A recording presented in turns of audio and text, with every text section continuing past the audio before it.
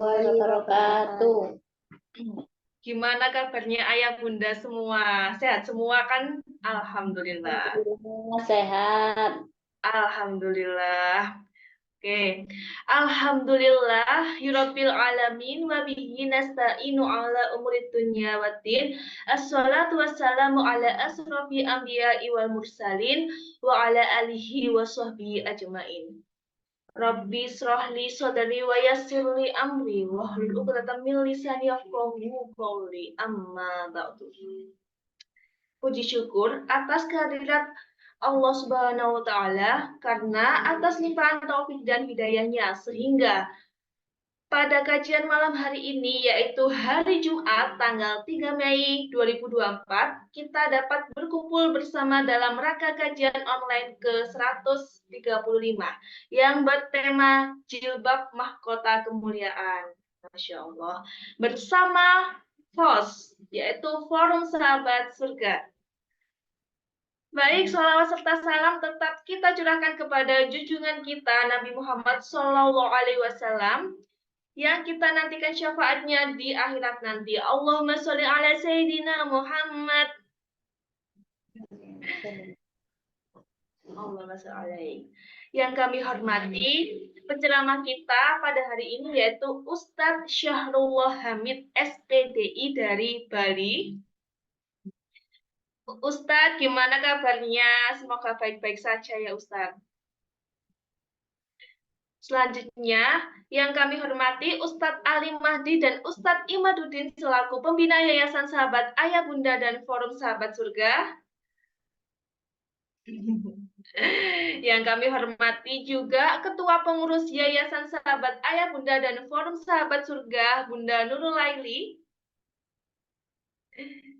Yang kami banggakan segenap pengurus Forum Sahabat Surga serta ayah, bunda, dan sahabat surga yang berbahagia pada malam hari ini. Ayah, bunda, dan sahabat surga yang dirahmati oleh Allah, perkenalkan nama saya Rabita Hida Fornisa SPFI dari Mojokerto selaku pembawa acara. Untuk itu, izinkan saya membacakan serangkaian acara pada kajian malam hari ini. Yang pertama yaitu pembukaan, selanjutnya pembacaan ayat suci Al-Quran beserta artinya, yaitu surat Yunus ayat 1-4, selanjutnya penyampaian materi kajian, tanya jawab dan pertanyaan interaktif dari audiens, dan acara akan ditutup dengan doa. Ayah, bunda, dan sahabat surga yang berbahagia, semoga acara kajian pada malam hari ini diberi kelancaran oleh Allah. Amin. Untuk itu, mari kita buka dengan bacaan basmalah. Bismillahirrahmanirrahim. Baik, sebelum menuju pada tema kajian pada malam hari ini, marilah kita sejenak mendengar tilawah dan sari tilawah yang akan dibawakan oleh Ananda Syafanur Maulidiyah, yaitu putri ayahanda Iwan dari Mojokerto. Sebagaimana firman Allah Quran Surat Al-A'raf ayat 204 yang artinya, dan apabila dibacakan Al-Quran maka dengarkanlah baik-baik dan perhatikanlah dengan tenang agar kamu mendapatkan rahmat. Kepada Ananda Syafa dipersilahkan. Assalamualaikum warahmatullahi wabarakatuh. Waalaikumsalam warahmatullahi wabarakatuh. A'udzu billahi minasyaitonir rajim. Bismillahirrahmanirrahim. Alif lam ra. Tilka ayatul kitabil hakim. Akana linnasi ajaban an auhayna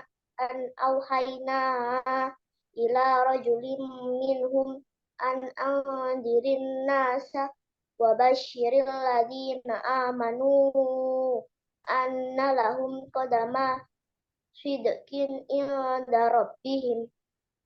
Qalal kafiruna inna hada lasyakirum mubin.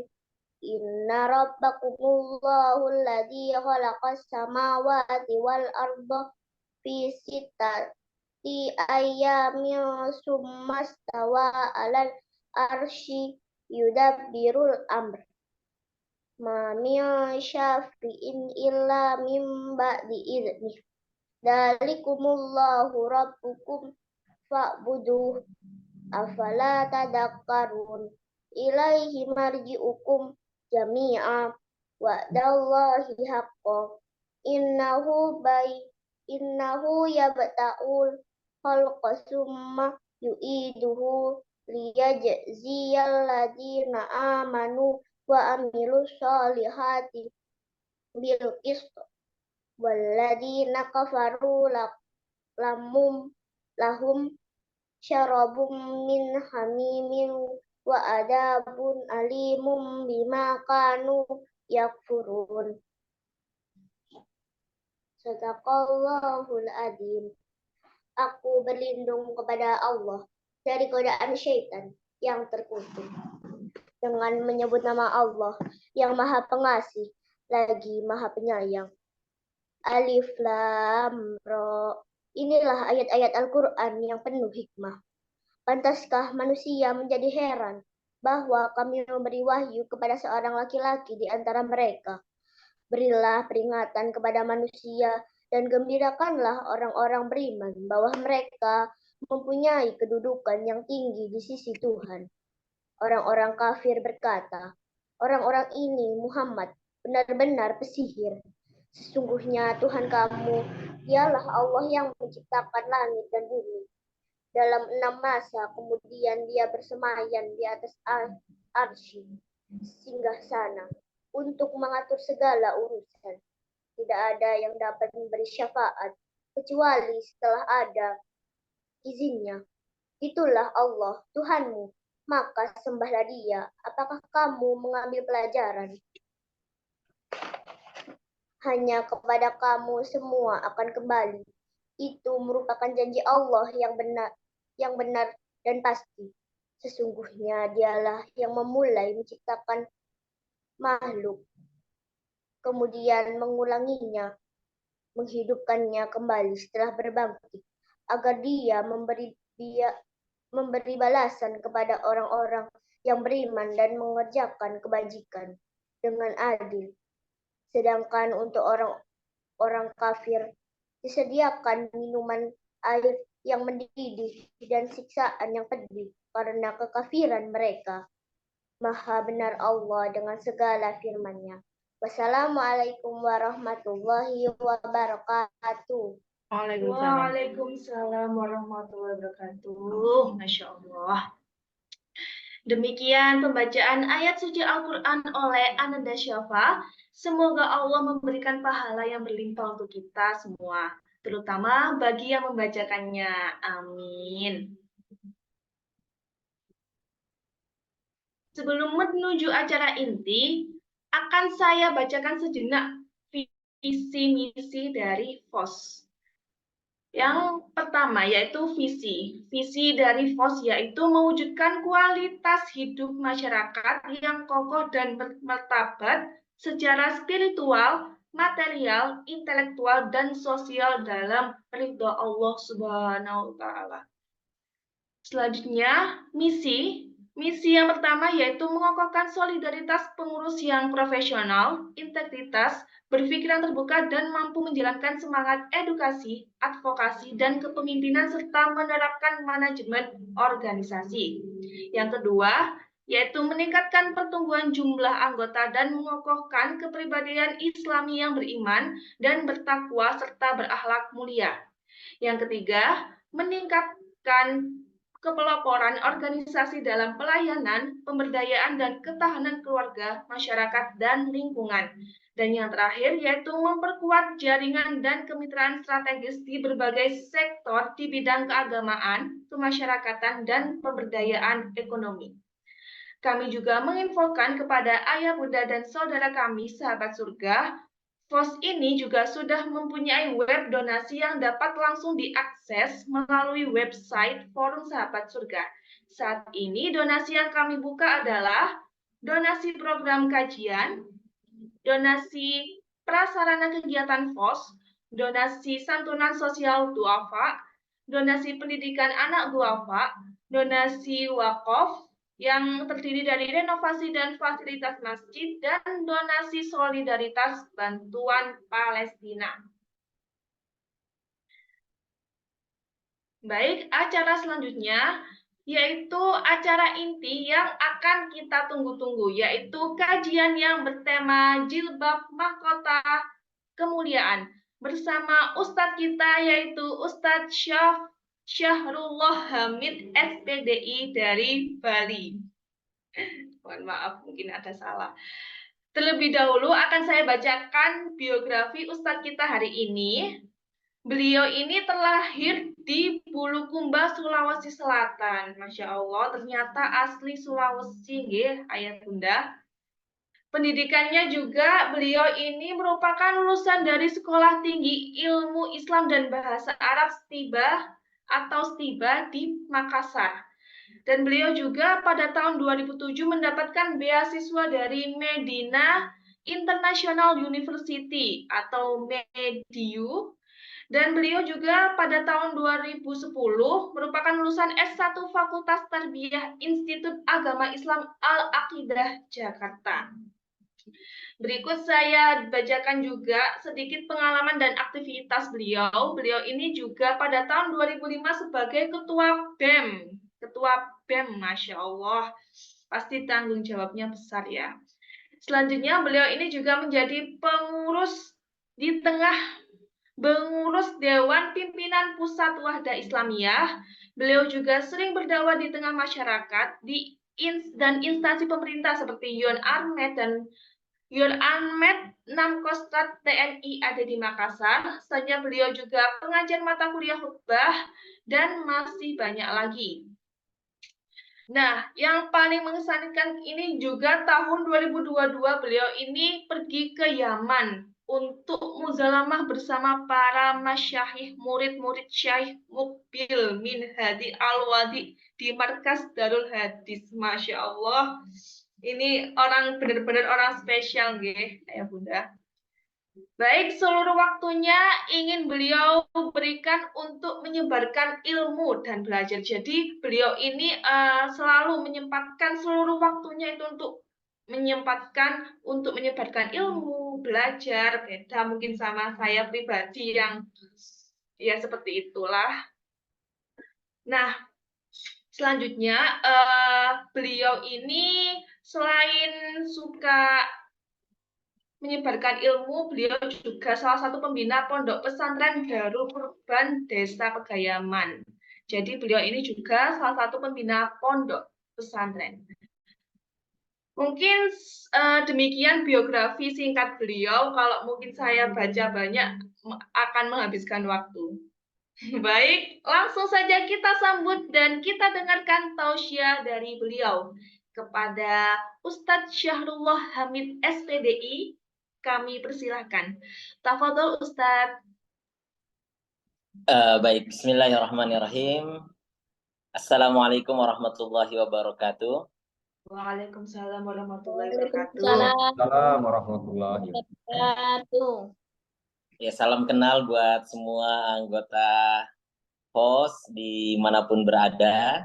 Ya, mudah-mudahan Allah Subhanahu Wa Taala yang mengumpulkan kita di majelis Zoom ini juga kelak nanti mengumpulkan kita dalam surganya, sehingga harapan terbentuknya forum ini benar-benar terwujud ya, karena ya yang terpenting dan terutama adalah ketika kita bisa benar-benar berkumpul di surga Allah Subhanahu Wa Taala.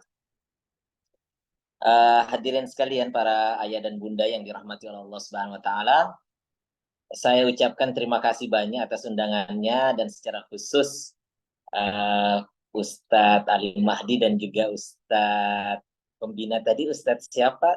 Saya agak lupa. Ustadz Imaduddin. Ustadz Imaduddin, salam kenal Ustadz. Semoga Allah Subhanahu Wa Taala panjangkan umurnya dalam kebaikan dan senantiasa bisa membersamai majelis yang baik ini, majelis yang mulia ini. Mungkin juga di antara hadirin ada para senior, juga ada para asatidzah, ustadzat yang yang mungkin saya tidak kenal, saya maaf bila hadir dan berbicara di hadapan antum semuanya.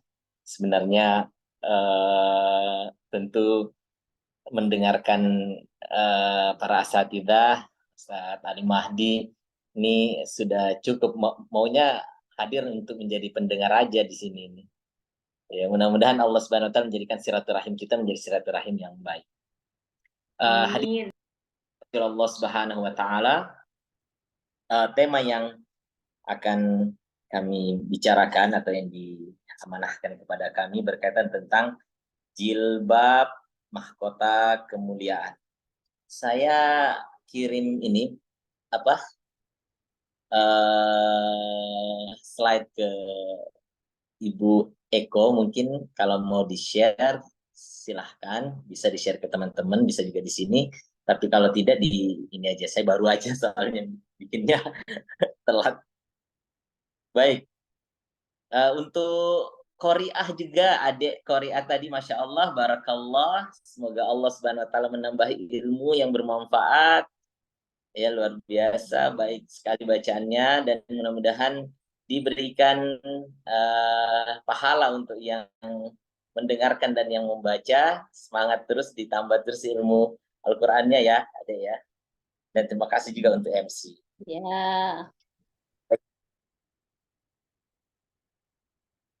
Baik, hadirin sekalian, ayah bunda yang dirahmati oleh Allah Subhanahu wa taala, jilbab mahkota kemuliaan.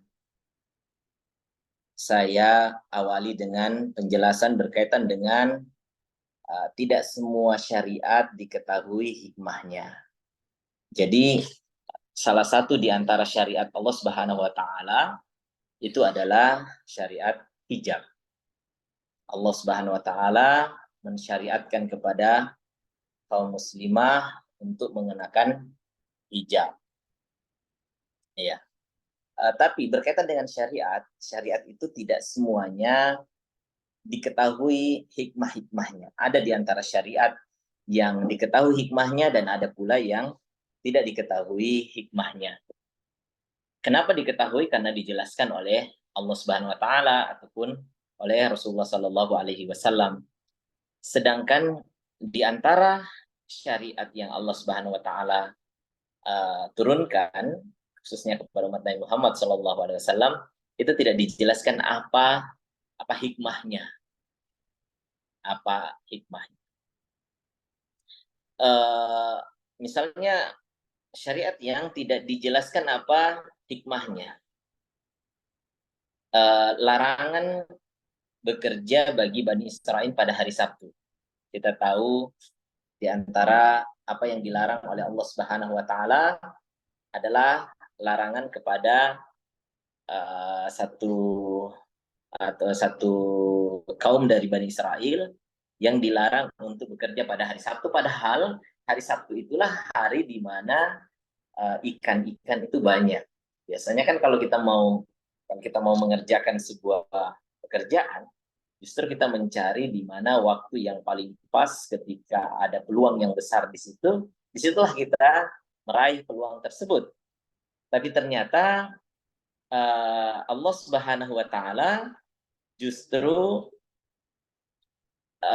melarang Bani Israel untuk bekerja di hari Sabtu. Kita bisa lihat di Quran surah Al-A'raf ayat 163, Allah Subhanahu wa taala mengatakan was'alhum 'anil qaryatil lati kanat hadiratal bahri id ya'duna fis sabti id ta'tihim hitanuhum yawma sabtihim syurra'a wa yawma la yasbituna la ta'tihim kadzalika nabluhum bima kanu yafsukun. Kata Allah Subhanahu wa taala, dan tanyakanlah kepada Bani Israel tentang negeri yang terletak di dekat laut. Ketika mereka melanggar aturan pada hari Sabtu, di waktu datang kepada mereka ikan-ikan yang berada di sekitar. Mereka terapung-apung di permukaan air. Bayangkan saking banyaknya ikan di hari Sabtu itu sampai terapung-apung di atas air. Tapi ternyata justru di situ Allah Subhanahu wa taala melarang, ya, melarang mereka untuk menjala ikan, untuk menangkap ikan, untuk bekerja di hari itu. Allah Subhanahu wa taala mengatakan ikan-ikan itu tidak datang kepada mereka selain dari hari Sabtu. Jadi selain dari hari Sabtu, justru ikannya tidak datang. Ikan datang nanti di hari Sabtu. Selain dari hari Sabtu, justru ikan itu tidak datang. Nah, di hari Sabtu itu justru Allah melarang mereka untuk bekerja. Ya. Hal yang seperti ini, kalau kita lihat apa sih hikmahnya, kita nggak tahu apa hikmahnya dari ini. Ya, tidak dijelaskan kepada kita. Seharusnya kan kalau hari itu adalah hari yang banyak ikan, ya disitulah kita bekerja. Kalau di Bali ini banyak pedagang-pedagang biasanya dalam waktu-waktu tertentu atau di waktu-waktu tertentu, acara-acara tertentu, mereka para pedagang langsung ya memaksimalkan dagangannya untuk berjualan di tempat-tempat tertentu yang saat itu mungkin wisatawan sedang ramai-ramai. Nah, kalau ada peluang, disitulah dimanfaatkan semaksimal mungkin. Ternyata mereka justru di hari itu banyak ikan, di hari itulah Allah melarang dia untuk menjala ikan. Di hari itu mereka dilarang untuk bekerja. Padahal itulah peluang yang paling besar. Nah, Allah Subhanahu wa taala katakan kadzalika nabluhum bima kanu yafsukun. Jadi kalau dilihat kenapa Allah mensyariatkan mereka untuk tidak bekerja di hari Sabtu, tidak ada hikmahnya, seakan-akan tidak ada hikmahnya itu. Nggak tahu kita apa sih tujuannya. Kalau ada hikmah yang kita bisa tangkap, paling jauh kita bisa menangkap hikmahnya ya itu ujian. Itu ujian. Ujian apa? Ujian keimanan. Karena Allah Subhanahu wa taala ingin menguji keimanan seorang hamba. Ingin menguji keimanan hamba-hambanya. Ya nggak ada yang lain. Nggak ada yang lain dari hikmah itu selain daripada bahwa itu adalah ujian dari Allah Subhanahu wa taala untuk mereka Bani Israel yang dilarang menangkap ikan yang ada di dekat pantai tersebut. Nah, teman-teman sekalian, apa yang terjadi dengan mereka? Mereka membuat hilah, ya, mereka membuat tipu daya dengan Allah Subhanahu wa taala. Kemudian mereka membuat perangkap, membuat lubang, membuat jaring, memasang jaring mereka di hari Kamis, di hari Jumat, lalu kemudian di hari Sabtunya mereka tidak bekerja, lalu di hari Minggunya mereka memanen, ya, mengambil ikan-ikan hasil tangkapan mereka yang mereka buat di hari Sabtu, yang mereka pasang di hari Sabtu, di hari Jumat. Apa yang terjadi karena itu adalah bentuk pelanggaran juga kepada Allah Subhanahu wa taala. Sebenarnya tujuannya tidak boleh nangkap ikan, tapi ujian, lalu kemudian mereka membuat hilah itu, membuat budaya itu sehingga kemudian bisa menangkap ikan. Nah, Allah Subhanahu wa taala kemudian menghukum Bani Israel dengan apa? Allah menjadikan mereka kera, ya, Allah menjadikan mereka kera dan babi, ya, Allah menjadikan mereka kera dan babi, ya. Ibnu Abbas radhiyallahu anhu mengatakan bahwa Allah menjadikan mereka kera dan babi, mereka hidup selama 3 hari, kemudian yang dijadikan kera dan babi baik laki-laki maupun perempuan, yang tua maupun yang muda. Yang tua itu menjadi kera, kemudian yang muda menjadi babi, ya. Yang tua menjadi kera dan yang muda menjadi babi. Mereka hidup selama 3 hari, kemudian setelah 3 hari itu mereka dimatikan oleh Allah Subhanahu wa taala semuanya. Jadi tidak ada perkawinan juga dan tidak ada keturunan. Jadi teman-teman sekalian, ayah bunda yang dirahmati oleh Allah Subhanahu wa taala, syariat Allah Subhanahu wa taala itu ada yang diketahui hikmahnya, ada yang tidak diketahui hikmahnya. contoh yang diketahui hikmahnya. Kalau itu contoh yang tidak diketahui hikmahnya. Saya tampilkan di sini. Kalau yang diketahui misalnya puasa, kan jelas baru aja kita lewat bulan Ramadan. Allah Subhanahu wa taala katakan, ya ayyuhalladzina amanu kutiba alaikumusiyam kama kutiba alal ladzina min qablikum la'allakum tattaqun. Allah Subhanahu wa taala menyebutkan yang terakhir la'allakum tattaqun. Jadi syariat puasa itu agar kita bertakwa kepada Allah Subhanahu wa taala, agar menjadikan kita orang-orang yang bertakwa, beriman kepada Allah Subhanahu wa taala. La'alla di sini tidak bermakna agar, akan tetapi dia penegasan bahwa orang yang berpuasa itu maka dia meraih ketakwaan di sisi Allah Subhanahu wa taala. Jadi jelas Allah kabarkan kepada kita apa tujuan dari syariat itu, yaitu takwa. Tujuannya adalah takwa. Contoh yang lain dari syariat yang diketahui hikmahnya adalah hijab. Pembahasan kita di kali ini, hijab termasuk syariat yang Allah Subhanahu wa taala sudah tetapkan atau sudah jelaskan hikmahnya. Iya. Misalnya Allah Subhanahu wa taala memerintahkan di dalam Al-Qur'an dalam surah Al-Ahzab, Allah Subhanahu wa taala mengatakan, ya ayyuhan nabi kulli azwajika wa banatika wa nisa'il mu'minina yudnina 'alaihinna min jalabibihinna dzalika adna an yu'rafna fala yu'dzain wa kana Allahu ghafura. Ini penjelasan yang jelas tentang apa hikmah ketika Allah Subhanahu wa taala menurunkan syariat hijab itu. Allah Subhanahu wa taala mengatakan, wahai Nabi, katakanlah kepada istri-istrimu, anak-anak perempuanmu, dan istri orang-orang yang beriman, hendaklah mereka menutupkan jilbabnya ke seluruh tubuh mereka. Yang demikian itu agar mereka lebih mudah untuk dikenali, sehingga mereka tidak diganggu. Dan Allah Maha Pengampun, Maha Penyayang.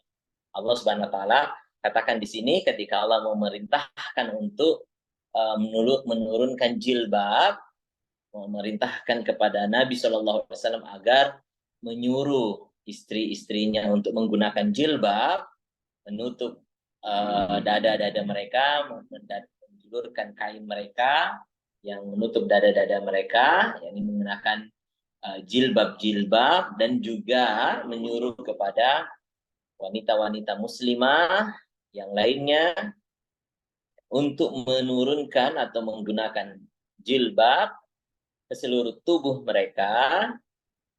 Allah Subhanahu wa taala sebutkan apa di antara hikmahnya. Yang pertama, yang demikian itu agar mereka lebih mudah untuk dikenali. Agar mereka dikenali sebagai orang-orang yang beriman pada Allah Subhanahu wa taala, yang membedakan tentang orang-orang yang mulia. Ya, kalau di masa lalu orang-orang yang menggunakan jilbab itu hanyalah orang-orang yang memiliki kedudukan mulia di tengah masyarakat. Jadi istri-istri Nabi Shallallahu Alaihi Wasallam, kemudian orang-orang yang beriman, istri-istri Nabi Shallallahu Alaihi Wasallam, kemudian orang-orang yang beriman, untuk membedakannya dari wanita-wanita yang, ya tanda kutip mungkin wanita-wanita rendahan, ya, wanita-wanita yang dianggap rendah, misalnya dari para budak, ya, para budak, kemudian wanita-wanita musyrikin yang kemudian selalu menampakkan auratnya, menerima laki-laki siapa saja yang datang kepadanya. Wanita-wanita yang seperti ini, ketika mereka berjalan, itu orang-orang beriman, wanita-wanita beriman itu sama, kelihatan sama seperti mereka. Maka Allah Subhanahu wa taala mendatangkan syariat hijab, syariat jilbab agar membedakan, ya, agar membedakan. Jadi teman-teman sekalian, para ayah dan bunda yang dirahmati Allah Subhanahu wa taala, kalau dulu yang terbuka itulah yang dihindari. Ya. Itulah artinya itu yang dicela, yang tercela di tengah masyarakat itu terbuka, yang dianggap rendahan, yang dianggap, ya. Mohon maaf, misalnya budak. Jadi justru dulu itu budak itu dilarang berpakaian seperti orang-orang, seperti pakaiannya istri-istri Nabi, pakaiannya orang-orang terhormat. Kalau pakaiannya Rasulullah, istri-istri Nabi kan menutup kan itu yang dianggap yang paling mulia karena menjaga kehormatan wanita tersebut dan menjaga kehormatan suaminya, dan menjaga kehormatannya wanita itu, maka dia ditutup. Ya. Nah, orang-orang yang dianggap tidak mulia, dianggap tidak tinggi, itu nggak boleh berpakaian seperti pakaiannya mereka. Ya. Nggak boleh berpakaian seperti pakaiannya mereka, sehingga terbedakan antara wanita merdeka, apalagi kalau dia istri pembesar, dengan wanita-wanita budak. Jadi di sebagian literatur disebutkan bahwa justru wanita-wanita budak dulu itu dilarang pakai jilbab. Ya. Wanita-wanita budak itu dilarang supaya dia tidak menyamai orang-orang mulia, tidak menyamai orang-orang yang mulia.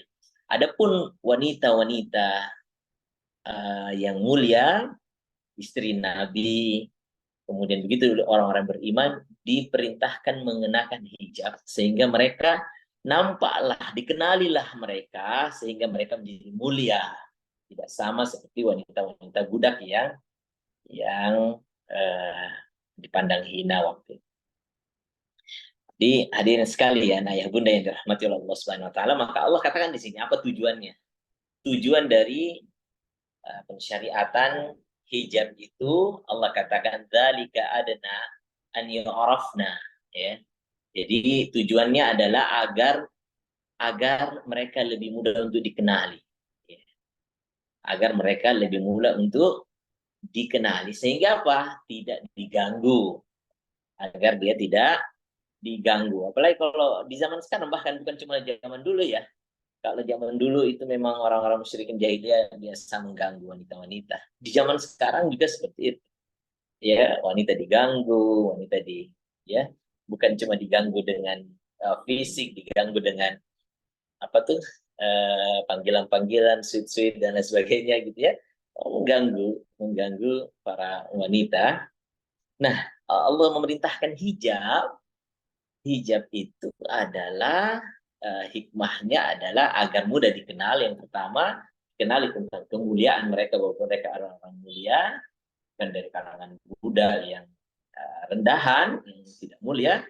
Kemudian agar juga tidak diganggu, karena diketahuilah kedudukan mereka sehingga orang tidak bermudah-mudahan mengganggu orang-orang yang mulia, karena akan menjadi masalah kalau mereka mengganggunya. Ya, nah, itu akan menjadi persoalan ketika dia mengganggunya. Ya, kita lihat misalnya di masa kini pun ada ya ketika ada orang yang berani mengganggunya, jadi bisa jadi masalah. Ya, bisa jadi masalah. Bahkan di masa Nabi ada, di zaman kekhalifahan juga ada. Bagaimana seorang muslimah ketika dia diganggu dengan jilbabnya, kemudian diganggu, kemudian jadi masalah bagi mereka. Sehingga mereka betul-betul menjaga kemuliaan kaum muslimah, dan benar-benar ternyata hijab itu menjadi kemuliaan bagi mereka, sehingga mereka tidak diganggu oleh orang-orang yang iseng, orang-orang yang tidak memiliki kehormatan. Allah katakan lebih agar untuk dikenali sehingga mereka tidak diganggu, dan Allah Maha Pengampun lagi Maha Penyayang. Baik. Kita pindah ke sejarah pensyariatan. Bagaimana Allah Subhanahu wa taala mensyariatkan pertama kali tentang hijab ini. Dalam surah Al-Ahzab ayat 53. Ini awal kali pensyariatan tentang masalah hijab. Saya bacakan ayatnya, artinya saja ya. Hai orang-orang yang beriman, janganlah kamu memasuki rumah-rumah Nabi, kecuali bila kamu diizinkan untuk makan dengan tidak menunggu-nunggu waktu masak makanan. Tetapi jika kamu tanpa asyik memperpanjang percakapan, tetapi jika kamu diundang, maka masuklah, dan bila kamu selesai makan, keluarlah kamu tanpa asyik memperpanjang percakapan. Sesungguhnya yang demikian itu akan mengganggu Nabi. Lalu Nabi malu kepadamu untuk menyuruh kamu keluar, dan Allah tidak malu menerangkan yang benar. Apabila kamu meminta sesuatu, keperluan kepada mereka, istri-istri Nabi, maka mintalah dari belakang tabir, min warail hijab, dari balik hijab, ya, dari belakang tabir. Cara yang demikian itu lebih suci bagi hatimu dan hati mereka. Dan tidak boleh kamu menyakiti hati Rasulullah SAW, dan tidak pula mengawini istri-istrinya selama-lamanya sesudah ia wafat. Sesungguhnya perbuatan itu adalah amat besar dosanya di sisi Allah Subhanahu wa Ta'ala. Baik, ayah bunda yang dirahmati oleh Allah Subhanahu wa Ta'ala, inilah ayat yang merupakan awal kali pensyariatan hijab turun. Kisahnya itu berkaitan dengan peristiwa yang terjadi ketika Rasulullah SAW menikahi Zainab bintu Jahsy. Kita tahu Zainab ini adalah salah satu dari istri Rasulullah SAW, dan Rasulullah SAW ketika menikahi Zainab itu kemudian mengadakan walimah lah, ya. Setelah menikahi Zainab, kemudian menikah dengan Zainab, lalu kemudian Zainab ini kisahnya panjang, ya, kisahnya panjang tentang Zainab. Mungkin waktu kita tidak terlalu panjang untuk menerangkan atau menceritakan kisahnya. Jadi intinya bahwa waktu itu ketika Rasulullah mengundang para sahabat untuk makan siang di rumah Rasulullah SAW setelah pernikahannya dengan Zainab, datanglah para sahabat itu ke rumah Rasulullah untuk makan siang, ya. Walimah itu kan memang sederhana aja, ya. Pernikahan itu sebenarnya bagusnya jangan dipersusahkan, ya, dipersulit, ya. Jadi sesederhana mungkin. Seperti misalnya Rasulullah ini setelah menikah dengan Zainab, kemudian mengundang para sahabat untuk datang makan siang di rumah Rasulullah SAW. Tujuannya ya tentu untuk memperkenalkan kepada para sahabat juga bahwa telah terjadi pernikahan, lah, ya. Nah, kemudian setelah makan selesai, seharusnya kalau makan sudah selesai, itu tamu seharusnya udah pulang. Tapi ternyata para sahabat ini asyik ngobrol, tidak pulang-pulang. Padahal makanan sudah selesai, ya tentu juga tuan rumah mungkin mau istirahat, ya, apalagi juga pengantin baru, ya. Nah, para sahabat itu tidak pulang. Terus berbicara, ngobrol di rumah Rasulullah SAW. Padahal kita tahu rumah Rasulullah itu rumah yang tidak terlalu besar, rumah yang kecil. Nah, disebutkan dalam beberapa penjelasan ulama kita, kondisi rumah yang kecil itu dengan ada para sahabat di dalamnya, sampai itu istri Rasulullah itu untuk menjaga dirinya itu, ya, itu menempel ke dinding-dinding, gitu. Menempel ke dinding-dinding. Untuk apa? Untuk tidak terlalu tersambung lah, ya, dengan para sahabat yang ada di situ. Nah, ternyata para sahabat ini juga nggak pulang-pulang sampai akhirnya apa yang terjadi? Rasulullah SAW itu karena sahabat tidak pulang, dan Rasulullah itu pemalu, orang yang sangat pemalu, tidak mau menegur, tidak mau menyuruh pulang sana, ya, saya mau istirahat misalnya. Para sahabat tidak memahami, sedangkan Rasulullah itu orang yang pemalu. Apa yang terjadi? Rasulullah pun akhirnya keluar dari rumahnya. Jadi justru Rasulullah yang pergi dari rumahnya. Rasulullah keluar Dan kemudian diikuti. Ini kisahnya nanti diceritakan di Sahih Muslim. Ya, di Sahih Muslim ada nih hadis yang menceritakan tentang peristiwa ini. Iya. Kemudian diikuti oleh Anas bin Malik sebagai perawi hadis itu. Keluarlah Rasulullah Shallallahu Alaihi Wasallam. Bahkan sampai Rasulullah itu mendatangi rumah istrinya yang lainnya, karena memang begitu kebiasaan Rasulullah Shallallahu Alaihi Wasallam. Kalau sudah sore, Rasulullah itu mendatangi istri-istrinya yang lainnya, tapi tidak nginap. Beliau akan nginap di rumah istrinya yang menjadi gilirannya hari itu untuk Rasulullah nginap di sana. Tapi setiap hari Rasulullah mendatangi istri-istrinya, nanyakan kabarnya dan seterusnya. Nah, ketika Rasulullah Shallallahu Alaihi Wasallam sampai di rumah istrinya itu, sampai disebut ya nama saya Muslim, istrinya bertanya, kaifa wajadta, bagaimana istrimu misalnya, bagaimana istrimu, orangnya bagaimana, apa yang kamu dapati dari dia dan seterusnya. Setelah ngobrol-ngobrol istrinya, ternyata orang yang di rumah Rasulullah itu juga belum pulang-pulang juga, ya. Malah ada istri Rasulullah di situ, tapi kok enggak keluar gitu.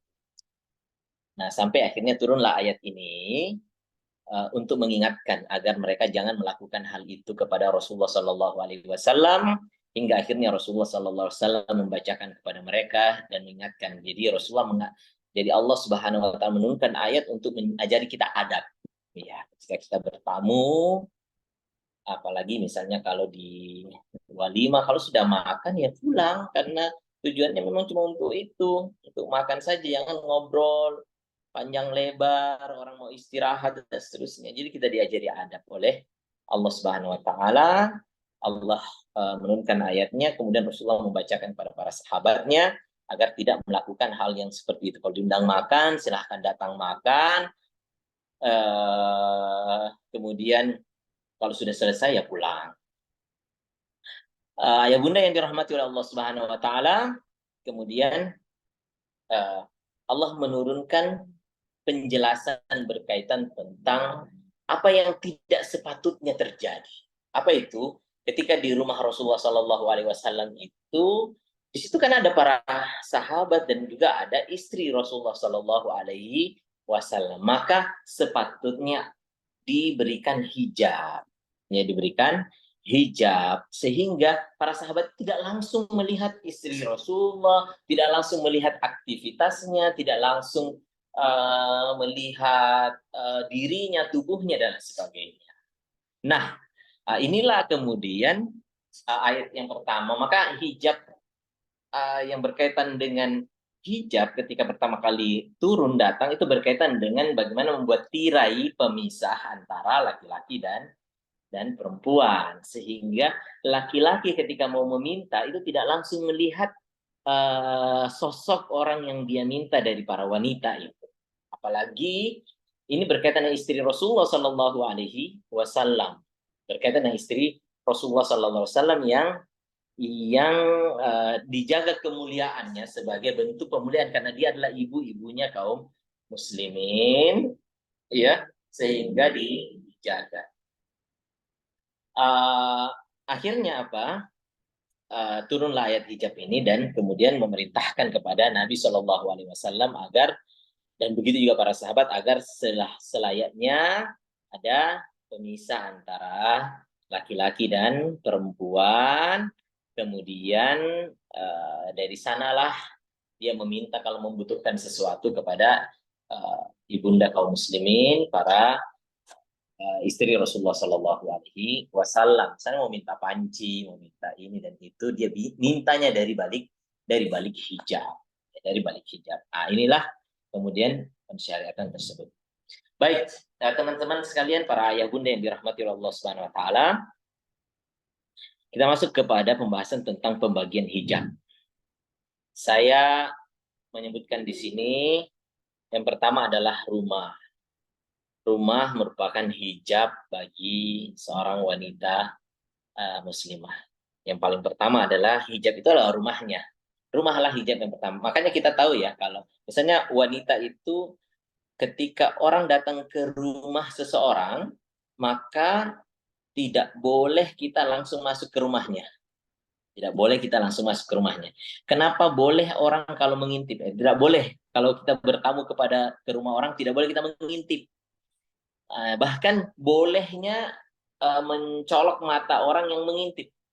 Ya, kenapa itu semuanya muncul aturan itu dalam agama kita? Karena rumah itu adalah hijab bagi seorang wanita. Di dalam rumah itu dia bebas, dia boleh melepaskan pakaiannya, dia menggunakan pakaian-pakaian yang pendek, itu sangat boleh banget di dalam rumahnya, karena dinding-dinding itu adalah hijab bagi mereka. Itulah hijab pertama mereka, di dinding-dinding itulah hijabnya, sehingga tidak boleh ada orang yang masuk tanpa izin. Kalau dia mau masuk, dia minta izin sampai 3 kali, kalau tidak diizinkan dia tidak masuk. Tidak boleh mengintip, bahkan di bagian daripada adab, kalau dia meminta izin, misalnya mengetok permisi, dia tidak boleh berdiri di depan pintu. Kenapa? Karena dikhawatirkan ketika membuka pintu, tuan rumah membuka pintu, dia bisa melihat apa yang di belakang daripada tuan rumah tersebut, sehingga dia minggir sedikit, kemudian dia tidak melihat ke dalam rumah. Ini ketika yang harus dia perhatikan. Kenapa itu semua diperhatikan sedemikian rupa? Karena rumah adalah hijab bagi seorang muslim. Itu yang pertama. Ya, kemudian yang kedua, hijab yang kedua adalah bagian dari hijab itu adalah tirai pemisah itu tadi. Kemudian hijab ketika tidak di dalam ruangan, ketika dia harus keluar ke pasar, kemana. Nah, hijab itu ada di mana? Hijab itulah yang dikenakan. Ketika Allah perintahkan untuk menurunkan hijab ke tubuh mereka, ke dada-dada mereka, menutup dada-dada mereka. Inilah hijab atau jilbab yang dikenakan oleh seorang muslimah. Kemudian hijab yang terakhir ya hijab hati. Ya, bagaimana seseorang menjaga hatinya, karena tidak selamanya seseorang itu hanya memperhatikan fisik saja. Ada kalanya fisik tertutupi tapi hati terbuka, dan ini menjadi sebab di mana akhirnya fisik pun itu menjadi terlepas, ya. Kenapa? Karena hati yang tidak terhijabi. Ketika hati tidak terhijab, bahkan hijab fisik pun menjadi mustahil. Baik, teman-teman sekalian dirahmati oleh Allah Subhanahu wa taala, para ayah bunda yang dirahmati Allah, kita masuk kepada batasan jilbab muslimah. Ya, batasan jilbab muslimah.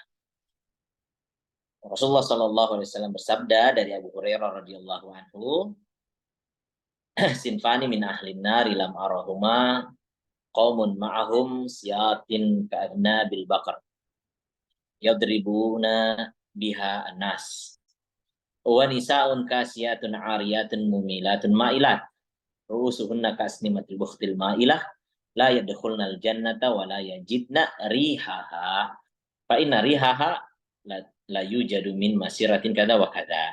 Dari Abu Hurairah radhiyallahu anhu, ia berkata, Rasulullah sallallahu alaihi wasallam bersabda, ada 2 golongan penghuni neraka yang belum pernah aku lihat. Nabi menyebutkan ada 2 golongan aku belum pernah lihat. Yang pertama adalah satu kaum yang memegang cambuk seperti ekor sapi. Mereka mencambuk-cambuk manusia dengannya. Disebutkan oleh ahli ilmu bahwa maksudnya itu pemimpin yang zalim, memimpin dengan tangan besi. Yang kedua adalah wanita yang berpakaian tetapi telanjang, ya, berpakaian tapi telanjang. Ia berjalan berlenggak-lenggok, ia menggoyangkan bahu dan punggungnya, ya, dan rambutnya disasak seperti punuk unta yang condong, ya. Jadi dia membuat semacam sesuatu yang menonjolkan rambutnya sehingga terlihat seperti punuk unta. Mereka tidak masuk surga dan tidak mencium aroma surga, padahal sesungguhnya aroma surga itu tercium dari jarak yang sangat jauh, ya, sekian dan sekian. Ya, Nabi Shallallahu alaihi wasallam mengatakan mumilatun ma'ilat. Mereka berjalan berlenggak-lenggok, ya. Mereka menyukai hal yang seperti itu dan membuat orang lain menjadi suka. Jadi mereka menyukai cara itu dan membuat orang lain menyukainya. Mereka membuat orang lain juga menyukai. Baik, dari hadis ini paling tidak jilbab itu secara sederhana kalau kita ambil pelajarannya itu dua. Yang pertama longgar, yang kedua bukan tujuan untuk menarik perhatian. Ya, setidaknya dua itu. Kalau saya membaca dari hadis ini, setidaknya dua inilah yang menjadi perhatian kita berkaitan dengan jilbab muslimah, ya, yang merupakan penjaga kemuliaan yang kita sudah sebutkan tadi. Apa itu? Yang pertama adalah longgar. Kenapa? Karena Nabi Shallallahu Alaihi Wasallam menyebutkan kasiyatun ariyatun. Dia berpakaian tapi telanjang. Sebenarnya ada beberapa penjelasan ulama-ulama hadis berkaitan dengan makna dari kata itu. Di antaranya ada yang menyebutkan bahwa maknanya itu adalah ketat. Nggak longgar, dia ketat. Sehingga membentuk tubuh tersebut. Ya, lekukan-lekukannya terlihat. Ya, lekukan-lekukannya, ya saya menghindari bahasa yang agak vulgar. Intinya lekukan-lekukannya itu sangat terlihat. Pakaian yang seperti ini, meskipun dia tertutup dengan kain, maka ini tidak cukup untuk dikatakan hijab atau jilbab. Kenapa? Karena dia masih membungkus, belum menutup dengan baik. Ya. Jadi dia longgar. Yang kedua, makna dari berpakaian tapi telanjang oleh ulama hadis disebutkan maknanya itu adalah tembus pandang. Ketika pakaian itu longgar tapi dapat dilihat apa yang dibalik kain, maka ini juga masuk kategori berpakaian tapi telanjang. Sebagian juga menyebutkan bahwa makna berpakaian tapi telanjang itu adalah pakaian yang terbelah, yang terbelah meskipun dia ada pakaiannya, tapi pakaian itu mungkin longgar tapi terbelah sehingga sampingnya atau kanan kirinya menjadi jalan untuk melihat ke dalam ke tubuh tersebut. Ada juga yang memaknainya berpakaian tapi telanjang itu maksudnya adalah pakaiannya minim, sangat minim, ya minimalis lah pakaiannya, hanya menutupi sebagian tempat saja, ya menutupi sebagian tempat saja, mungkin di bagian tertentu saja, di bagian bawah tertentu saja. Kemudian selebihnya itu semuanya terbuka. Jadi ada pakaian, tapi pakaian itu seperti hanya menutupi sebagian kecil saja, sehingga dia juga disebutkan masih seperti telanjang. Ayah bunda yang dirahmati Allah Subhanahu Wa Taala, akhirnya ya penjelasan yang terakhir dari pembahasan ini adalah Allah Subhanahu Wa Taala tidak melihat kepada rupa dan harta wanita, ya, tidak melihat kepada rupa dan harta. Nabi Shallallahu Alaihi Wasallam mengatakan, Innallaha la yanzuru ila suwarikum wa amwalikum. Allah itu tidak melihat kepada rupa dan harta kalian. Kenapa saya mengangkat hadits ini? Karena wanita itu sangat perhatian dengan penampilan. Maka hijab adalah di antara ujian bagi mereka. Ketika datangnya syariat hijab, tentu yang merupakan ujian bagi kaum wanita, karena wanita itu sangat-sangat perhatian dengan penampilan, luar biasa perhatiannya para wanita terhadap dengan penampilan, ya, fashion. Beda dengan laki-laki tidak terlalu perhatian dengan itu, ya. Adapun perempuan, masya Allah, sangat memperhatikan bagaimana rambutnya, sangat sensitif dengan hal tersebut, bagaimana keadaan fisiknya, hidungnya, ya, matanya, ya, dan lain-lain sebagainya dari fisiknya. Dia begitu memperhatikannya. Dan perhatian ini, penampilan ini tentu saja akan menjadi sempurna kalau dilihat. Dia biasanya seperti itulah tujuannya ketika dia untuk dilihat, ya, apalagi kalau diperhatikan, apalagi kalau mendatangkan pujian. Maka hijab adalah bagian daripada ujian seorang muslimah, ya. Bagaimana mereka kemudian memperhatikan hadis Nabi Shallallahu Alaihi Wasallam. Allah tidak melihat kepada rupa dan harta kalian, akan tetapi Allah Subhanahu Wa Taala melihat kepada hati dan amal. Ya, hati dan amal. Allah Subhanahu Wa Taala ingin agar hamba-hambanya dari kalangan wanita itu dekat dengannya. Dengan apa? Lewat apa? Lewat ya menjaga hijab-hijab mereka atau menutupi tubuh mereka dari pandangan-pandangan orang di luar mahramnya dan suaminya untuk melihat aurat mereka, dan itu adalah cara mendekatkan diri kepada Allah Subhanahu Wa Taala yang membuat Allah Subhanahu Wa Taala meridhoi mereka. Allah Subhanahu Wa Taala menguji mereka dengan hal yang seperti itu. Sekira itu ya. Dan terakhir buku-buku yang berbicara tentang hijab. Teman-teman bisa membaca beberapa buku-buku yang berbicara tentang hijab, misalnya Hijabul Mar'ah karya Syekh Albani atau pakaian wanita muslimah, kemudian Risalah Al-Hijab karya Syekh Al-Utsaimin, hukum hijab dan cadar bagi muslimah, kemudian Al-Hijab fi asy-syar'i wal fitrah baina dalil wal qaulid dakhil Syekh Abdul Aziz At-Tarifi. Hijab mahkota muslimah. Teman-teman sekalian, para ayah bunda yang dirahmati oleh Allah Subhanahu Wa Taala, di sini nanti ada penjelasan-penjelasan yang lebih luas ya, bisa dibaca berkaitan dengan masalah hijab. Ada beberapa hal yang kemudian didatangkan oleh para ulama yang terjadi kontroversi antara satu dengan yang lainnya, misalnya masalah cadar dan seterusnya. Intinya bahwasanya berkaitan dengan hijab ini Allah Subhanahu Wa Taala menurunkannya untuk menjaga kemuliaan wanita-wanita muslimah agar mereka dikenal dan agar mereka tidak diganggu, agar mereka berbeda dengan wanita yang lainnya, dengan hijabnya mereka menjadi mulia di sisi Allah Subhanahu Wa Taala. Saya tutup dengan perkataan ulama terkait hijab.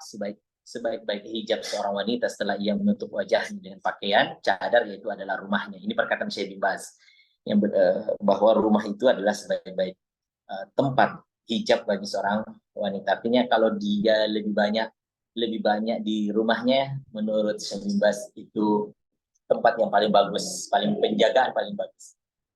Ketika seorang wanita menundukkan pandangan, tidak berbicara dengan lemah gemulai, memakai hijab, menyembunyikan bagian-bagian yang memikat untuk mencegah timbulnya syahwat, tidak menyepelekan masalah berduaan dengan orang yang bukan mahram, maka ia telah mengagungkan pokok fitrah seorang wanita yang menjaga kemuliaan dirinya. Teman-teman sekalian yang dirahmati oleh Allah Subhanahu Wa Taala, saya kira itu ya yang bisa saya sampaikan, mungkin bisa juga menjadi bahan diskusi buat kita semuanya. Terima kasih banyak atas perhatian baiknya. Wallahu ta'ala alam bisawab. Wassalamualaikum warahmatullahi wabarakatuh. Saya kembali. Waalaikumsalam warahmatullahi wabarakatuh. Mungkin ada yang diomongkan lagi oleh Ustadz. Monggo silahkan.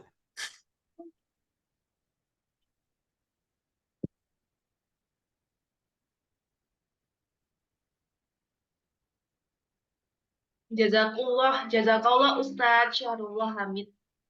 Semoga ilmu-ilmu yang kita dapatkan hari ini menjadi ilmu yang bermanfaat dan barokah. Amin.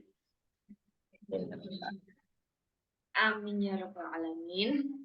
Baik, bagi ayah bunda sahabat surga, baik yang sudah mengikuti kajian sejak awal maupun yang baru hadir, baik anggota FOS maupun sahabat yang belum masuk grup FOS, terima kasih sudah meluangkan waktu berharganya.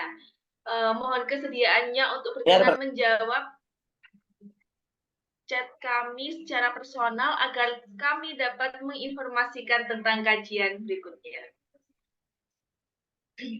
Alhamdulillah, tiba waktunya kita di sesi tanya jawab. Bagi ayah bunda mungkin ada yang mau bertanya, dipersilahkan langsung secara intensif atau lewat kolom chat. Monggo dipersilahkan. Pertanyaan.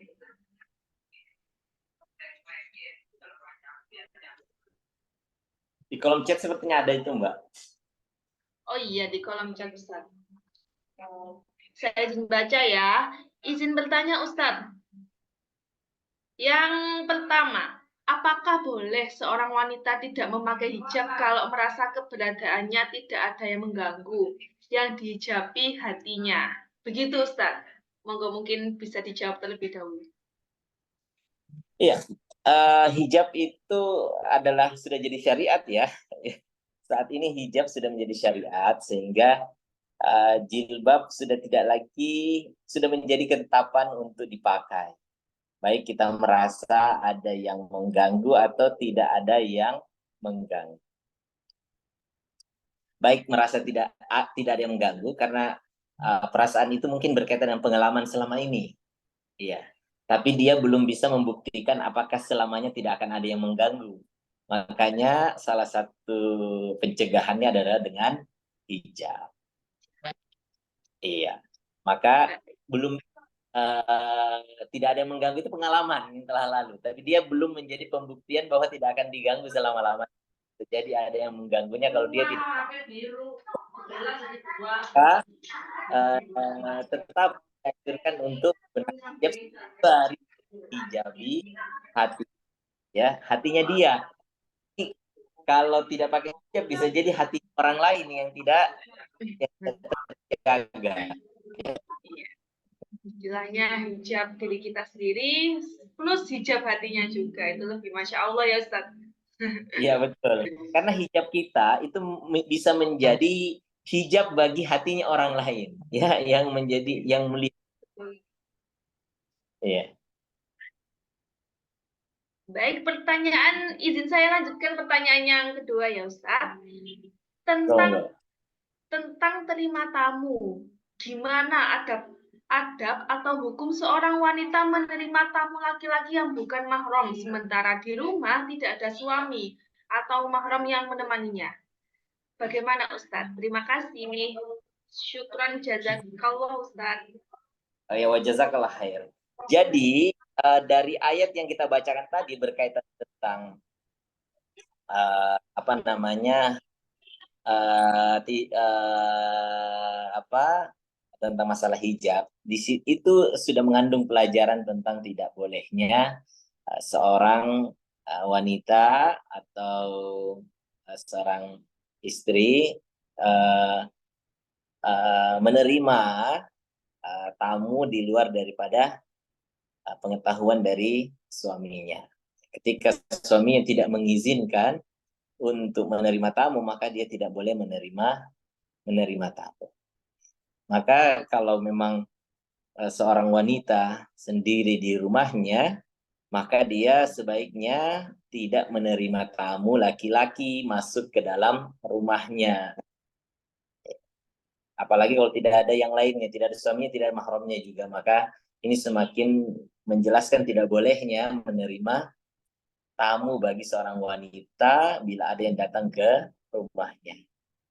Kendati pun itu keluarganya misalnya. Kalau keluarga dekatnya maka tetap hendaknya mengabarkan kepada suaminya. Apalagi kalau kita di zaman sekarang ini informasi bisa dengan cepat untuk kita sampaikan. Karena ada telepon, ada handphone ya, ada WA, ada fasilitas sangat mudah untuk menginformasi. Ya, saya kira itu jawabannya. Masya Allah. Siap Ustaz. Jadi kalau nggak ada mahramnya ataupun nggak ada suaminya di rumahnya itu lebih baik ditolak begitu ya Ustaz. Betul. Cara menolaknya bisa dengan tidak menjawab. Dia kan meminta izin untuk masuk. Permisi misalnya. Permisi sampai 3 kali, adabnya kita pulang. nggak boleh maksa dengan ngintip misalnya gitu ya. Kan kita kalau minta izin masuk ke rumah seseorang cuma 3 kali. Maka kalau orang tidak tuan rumah tidak menjawab sampai 3 kali, berarti dia tidak mau menerima tamu. Kita nggak boleh marah. Jangan marah ketika dia tidak. Ya, kita pulang kalau tuan rumah tidak mau menerima tamu. Dia tidak menjawab kita. Kita nggak boleh ngomong ada di dalam kok nggak jawab gitu ya. Ya memang mungkin dia tidak mau menerima tamu, ya. Atau mungkin lagi ada masalah, atau mungkin tidak ada mahramnya, atau mungkin tidak ada suaminya. Maka ketika kita sudah meminta izin dan tuan rumah tidak mengizinkan, yang mungkin diantara caranya dia mendiamkan kita, maka kita harus pulang, tidak boleh maksa. Saya kira gitu. Jadi bisa dengan cara itu. Masya Allah. Selanjutnya ini pertanyaan dari saya sendiri, Ustaz. Jadi saya tuh punya teman, tuh emang apa? Kalau dibilang pinter ngaji ya pinter ngaji, terus agamanya juga bagus. Cuma terkadang itu enggak. Untuk masalah hijab itu dia lepas pakai gitu. Jadi kadang saya sendiri sebagai temannya ingin mengingatkan tapi bingung gimana caranya, kayak agak sungkan dikit karena masalah hijab itu kan bukan apa ya, masalah pribadinya dia. Jadi nggak mau ikut campur, tapi sebenarnya saya juga ikut miris gitu loh, karena ya sebenarnya dia juga baik juga, cuma mungkin minimnya itu aja sih Ustaz, lepas hijab. Kadang pakai kalau kuliah, terus kalau keluar-keluar ataupun main sampai jauh-jauh nggak pakai hijab, terus kayak ketemu cowok nggak hijaban kayak begitu Ustaz. Itu gimana cara ngingetinnya?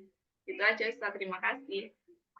Iya, baik. Jadi memang begini, persoalan hijab itu memang bukan persoalan yang mudah apabila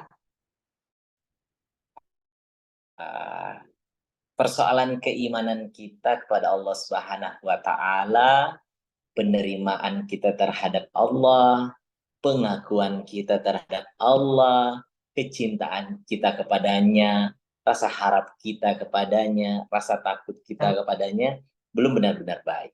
Itu memang agak susah, agak berat. Itu sebabnya kenapa masalah hijab itu tidak turun di awal-awal Islam.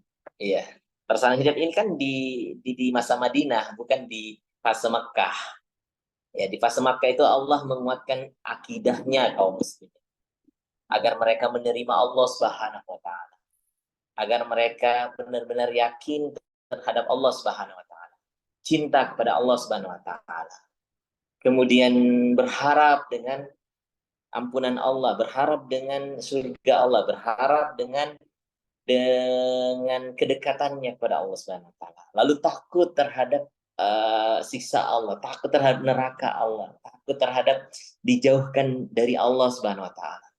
Setelah mereka merasa cinta yang kuat, bersamaan itu juga ada harap yang kuat, bersama juga ada takut yang kuat kepada Allah Subhanahu wa taala, Allah turunkanlah syariat hijab. Makanya dalam hadis yang diriwayatkan Imam Abu Daud, Aisyah radhiyallahu anha mengatakan bagaimana salutnya Aisyah terhadap wanita-wanita Ansar. Ketika wanita-wanita Ansar turun ayat-ayat hijab, karena ayat tadi ketika mulai turun itu ayat di mana Allah memerintahkan istrinya, kemudian wanita-wanita istri-istrinya kaum mukminin, istri-istrinya orang-orang beriman, yakni para wanita muslimah untuk memakai hijab, maka Rasulullah mengajarkan ke istrinya, menyampaikan bahwa telah turun ayat hijab. Maka istri Rasulullah ini menyampaikan lagi, Rasulullah kemudian menyampaikan lagi pada sahabat Nabi mengajarkan kepada istri-istrinya. Maka yang terjadi, kata Aisyah, wanita-wanita muslimah itu, mereka kan saling menyampaikan bahwa telah turun ayat hijab untuk memerintahkan wanita berhijab. Itu mereka mengambil semacam kain-kain mereka untuk mereka tutup. Kenapa? Karena penerimaan hati mereka, cinta mereka pada Allah SWT. Mereka sadar betul Allah yang menyuruhnya. Allah itu yang memberi dia rezeki, Allah itu yang dia imani, Allah itu yang menciptakan dia, Allah itu yang yang dia tuju, Allah itulah yang dia harap, Allah itulah yang dia sembah, Allah itu menginginkan kebaikan buat mereka, Allah itu tidak bermaksud menyakiti mereka, Allah tidak bermaksud untuk merendahkan mereka dengan syariat hijab itu mereka paham betul. Sehingga apa? Mereka ambil kain-kain mereka tutupkan ke tubuh mereka seketika ayat hijab itu turun. Jadi proses sampai pada tingkatan di mana hati itu sangat lapang menerima, itu memang proses yang panjang. Harus diawali dulu dengan penerimaan yang kuat terhadap Allah, keyakinan yang kuat terhadap Allah, bahwa Allah itu yang mensyariatkan kita, Allah yang menyuruh itu karena cintanya kepada hamba-hambanya, bukan karena mau menzolimi dia, bukan karena mau menyakiti dia, mau menyusahkan dia, membuat dia rempong untuk ambil jilbab lagi kalau mau ketemu orang, bukan itu. Kalau dia sampai pada keyakinan dan kondisi hati yang kuat itu, maka dia akan lapang menerimanya. Itu sebabnya tidak lepas memang harapan kita kepada saudara-saudari kita itu tidak lepas dari apa? Daripada perhatian kita juga untuk dia belajar, untuk dia ngaji, untuk dia itu. Karena keinginan kita dia untuk dia berhijab, tanpa kemudian besar keinginan kita untuk ajak dia ngaji, ajak dia mengerti sampai dia paham, sampai hatinya berada pada tingkatan yang lebih tinggi lagi terhadap Allah Subhanahu wa taala. Kalau dia tidak sampai pada itu, memang agak berat kemudian untuk hijab itu begitu kuat untuk dia pegang. Ya. Sehingga bersabar untuk melewati proses itu. Untuk sampai di B, dia memang perlu juga melewati A itu dulu dengan baik.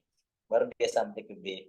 Sehingga kalau kita sangat menginginkan dia untuk sampai ke B, tanpa dia melewati dengan baik yang A, ya kita harus bersabar untuk mengajak dia ke A dulu baru ke B. Gitu. Ya.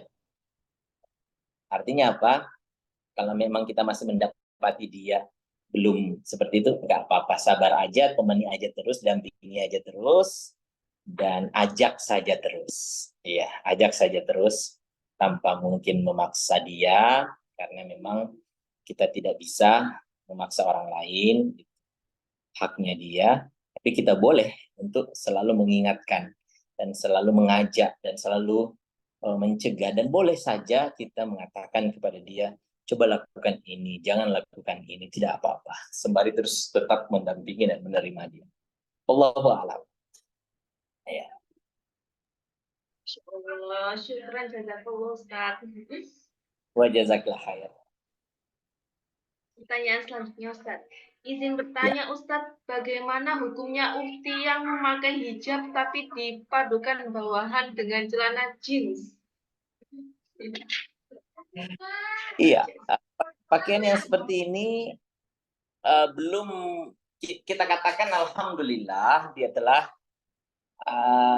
melakukan hal yang baik dengan menggunakan hijab, dan masih membutuhkan tambahan lagi untuk lebih sempurnanya hijab tersebut. Ya, karena menggunakan celana jeans itu masih membentuk lekukan tubuh. Karena tadi kalau kita kembali kepada pengertian hijab itu paling tidak ada dua. Yang pertama longgar, yang kedua bukan untuk tujuan menarik perhatian. Bukan untuk tujuan menarik perhatian. Jadi dia pakainya longgar. Sedangkan jeans itu tidak longgar ya, dia membentuk jelas membentuk bentuk tubuh, bagian paha, betis, pinggul dan seterusnya. Artinya itu belum mencukupi untuk dikatakan hijab yang dimaksudkan. Akan tetapi mala yudraku kullu la yutraku juluh, apa yang tidak bisa diambil semuanya jangan tinggalkan semuanya. Kita katakan bahwa lebih baik, lakukan lagi lebih baik, dan lakukan lagi lebih baik, sempurnakan hijabnya, dan mungkin butuh waktu ya kita ajaklah dia untuk belajar dan lebih memahami, ya lebih memahami lebih jauh tentang bagaimana yang Allah Subhanahu wa taala tunjukkan berkaitan dengan hijab itu. Ya, wallahu taala alam. Iya, saya kira itu jawaban saya, Mbak. Masya Allah, siap Ustaz. Ini ada lagi Ustaz, hukum bersalaman dengan lawan jenis. Syukur Ustaz.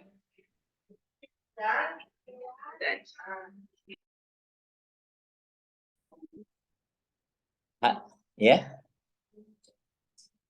Hilang suaranya? Enggak Ustaz, tadi sempat hilang. Ini sudah muncul Ustaz. Oh iya, ya, silakan.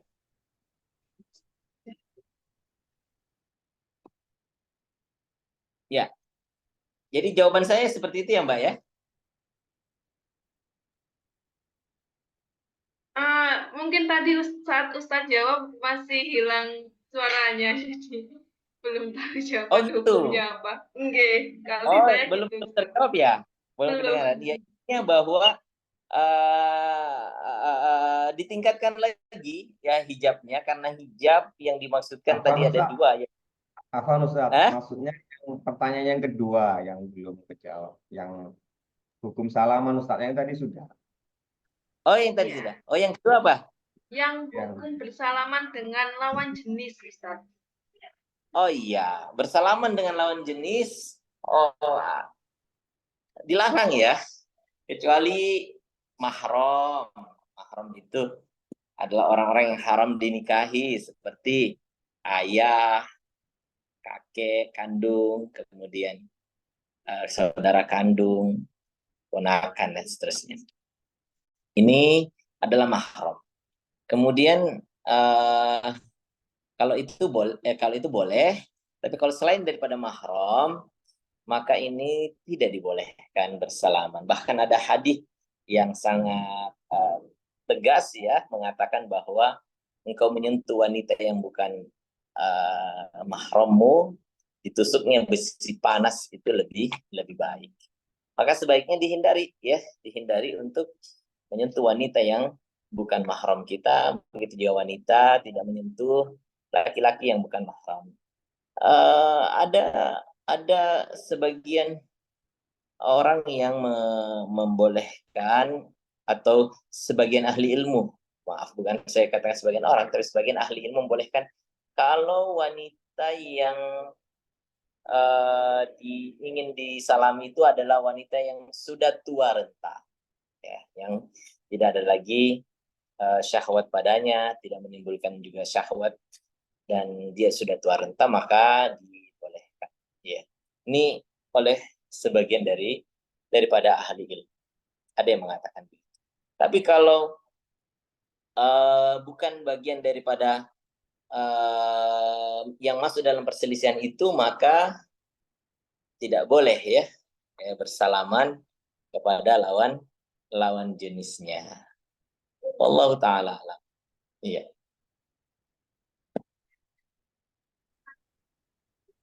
Pertanyaan selanjutnya, Ustaz. Ini bagaimana hukumnya ketika seseorang yang berhijab, tapi dandanannya masih glamor, contohnya seperti pakai lipstik yang terang, pakai bulu mata palsu, sampai sulam alis. Itu bagaimana, Ustaz? Iya. Kalau kita melihat kepada penjelasan tentang hijab yang kita sebutkan tadi, paling tidak ada dua ya. Ada dua batasan yang sederhana yang bisa langsung kita ambil, yaitu longgar dan juga tidak untuk tujuan menarik perhatian. Maka hijab ini untuk menghindari hal tersebut. Hijab itu untuk menghindari hal seperti itu, untuk menarik perhatian. Maka misalnya lipstik yang terlalu menyala, atau apalagi sulam alis dan sebagainya, ini tentu tidak lain kecuali untuk menarik perhatian. Maka tujuan hijabnya belum tercapai, kan ada pertentangan tuh dari antara jilbab yang dipakai dengan yang nampak di wajah, ya. Jadi tujuan hijab bukan fashion ya. Hijab adalah syariat. Hijab adalah syariat, bukan fashion. Jadi belum mencapai tujuan yang dimaksud. Tapi kita katakan, semoga Allah Subhanahu wa taala memberi hidayah pada saudara kita. Semoga Allah Subhanahu wa taala memberikan kelembutan hati sampai kepada pemahaman yang utuh berkaitan dengan tujuan hijab. Kalau belum bisa mencapai yang terbaik, jangan meninggalkan semuanya. Ya, apa yang tidak bisa diraih semuanya, jangan tinggalkan semuanya. Terus belajar, berkumpul dengan teman-teman yang soleh, berkumpul dengan teman-teman yang soleha, terus belajar. Semoga Allah berikan hidayah. Wallahu ta'ala. Amin ya rabbal alamin. Syukran Ustaz. Ini yang terakhir Ustaz. Oke, monggo. Hukum memakai kaos kaki bagi wanita saat keluar rumah. Bagaimana Ustaz? Terima kasih. Iya, kaos kaki itu sebenarnya jalan keluar ya. Kalau dulu nggak ada kaos kaki di kalangan wanita-wanita dahulu. Para wanita-wanita muslimah dahulu nggak ada kaos kaki. Tapi kainnya boleh memanjang. Panjangnya ditoleransi sampai 1 hasta. Jadi kaki di bagian bawah boleh memanjang sampai 1 hasta untuk menutupi kakinya. Kalau di zaman sekarang, alhamdulillah, kain-kain bisa pendek. Sudah cukup sebatas dengan kakinya. Kenapa? Karena sudah ada kaos kaki juga untuk menutupi.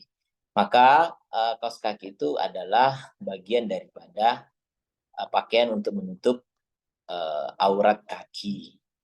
Ya, aurat kaki. Kaki ini tidak diperselisihkan ya. Berbeda dengan wajah dan telapak tangan diperselisihkan. Apakah dia termasuk aurat atau tidak. Tapi kalau kaki bagian daripada aurat. Jadi menutupinya bisa dengan kaos kaki dan bisa juga dengan memanjangkan kain ke bawah. Ya, sampai 5 atau satu hasta. Tapi saya rasa itu tidak perlu juga merepotkan ketika jalan, bisa dengan kaos kaki. Wallahu ta'ala. Baik, jazakallah khairan Ustadz. Mungkin sesi tanya jawabnya sudah berakhir. Sebelumnya terima kasih banyak Ustadz atas apa yang sudah disampaikan oleh Ustadz. Semoga itu menjadi amal jariah Ustadz juga. Terus untuk pengetahuan saya juga ternyata hijabnya baik itu seperti itu. Dan semoga itu bermanfaat bagi saya dan bagi ayah bunda yang hadir di sini. Amin. Terima kasih. Oke, sami-sami Ustadz. Baik, terima kasih Ayah, Bunda, dan sahabat surga sekalian. Acara akan diakhiri dengan doa yang akan langsung dibawakan oleh Ustadz Syahrullah Hamid, SPDI. Tafadhol Ustadz. Baik. Bismillahirrahmanirrahim. Ayah bunda yang dirahmati Allah Subhanahu wa taala. Mari kita menundukkan hati kita semuanya. Berdoa kepada Allah Subhanahu wa taala, semoga Allah Subhanahu wa taala menerima doa-doa kita. Allahumma shalli ala Muhammad wa ala ali Muhammad kama shallaita ala Ibrahim wa ala ali Ibrahim innaka Hamidum Majid. Wa barik ala Muhammad wa ala ali Muhammad kama barakta ala Ibrahim wa ala ali Ibrahim innaka Hamidum Majid. Allahumma ighfir lil muslimina wal muslimat wal mu'minina wal mu'minat al ahya'i minhum wal amwat innaka antas samiun qaribun mujibud da'awat ya qadiyal hajat. Allahumma ya muqallibal qulub tsabbit qulubana ala dinik. Allahumma ya musarrifal qulub sarrif qulubana ila ta'atik. Allahumma anta rabbuna farzuqna al-istiqamah. Allahumma anta rabbuna farzuqna al-istiqamah. Allahumma anta rabbuna farzuqna al-istiqamah. Rabbana atina fid dunya hasanah wa fil akhirati hasanah wa qina adzabannar. Wassallallahu ala nabiyina Muhammad wa akhiru da'wana alhamdulillahi rabbil alamin. Assalamualaikum warahmatullahi wabarakatuh. Waalaikumsalam warahmatullahi warahmatullahi wabarakatuh.